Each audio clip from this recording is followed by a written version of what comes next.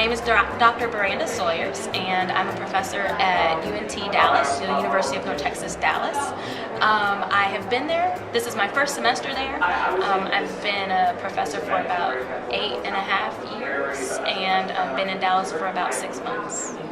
Where did you come from, and why did you choose Dallas? It was really important to go someplace where I could readily get to work, particularly coming from Detroit, where in many ways we're still sort of trying to figure out what work we want to do, what the agenda is going to be. I was ready to get to work, and so to come to a city where the communities know that there is work to do and they're ready to get started with it was something that was really important to me. So, speaking of kind of being close to work, what neighborhood do you live in? I live, technically I think it's considered the edge of the Knox-Henderson area. I'm at Fitzhugh between Ross and 75. And I particularly like it because 75 is extremely close and supposedly is supposed to be the quickest way for me to get to work. But I actually go up Ross and hit 45 and take 20 around. And it's a really awesome, it's an awesome visual because I come around downtown and as I'm coming off of 20 onto Camp Wisdom, I get it's this incline, and behind the university you can see the skyline of Dallas.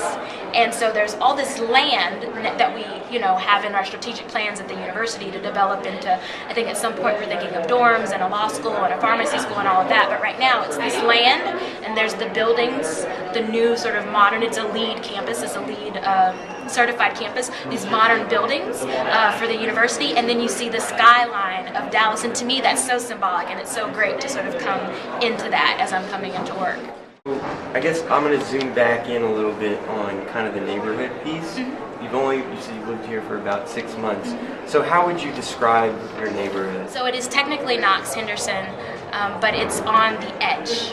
And literally on the edge. So if I look out my back window, I see a lot of the new development, the new apartments, the new homes. I can walk to the bars and restaurants and things on Henderson, and all the little funky little shops that I love. But when I look out of my front window, which is where my breakfast table is and where I sit and do my work and things like that, I'm looking out on a street that in the 3 months that I've lived in that apartment, 3 new businesses have popped up. It was an empty like strip mall storefront, and 3 businesses have popped up, and one's in the process of popping up. There are, at some points in the day, you can see people moving in and out that look like they have steady jobs that probably have salaries and benefits, and then at certain parts of the day, depending on how early or how late it is, you see people that are probably day laborers, probably picking up work as they can. You see changes in the demographic of the languages that are spoken. I can hear different languages outside of my window at different times, and that's important to me. Baranda, you mentioned to me that you're transitioning away from your car to public transit in Dallas.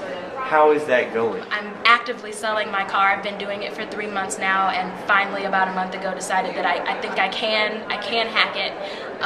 And so I am actively selling my car and hoping that I'll be able to live in Dallas without a car. I have been able to go to many of the great things, street fairs and the State Fair of Texas, and I went to the opening at the Performing Arts Center and all of those things without having to have a car. And so hopefully I'll be able to live car-free. It is difficult right now, but I'm excited about the expansion. Hopefully that'll mean, the DART expansion will mean that I'll be able to use it more often and to rely on it. Right now I can't go to church on Sundays unless I have my car.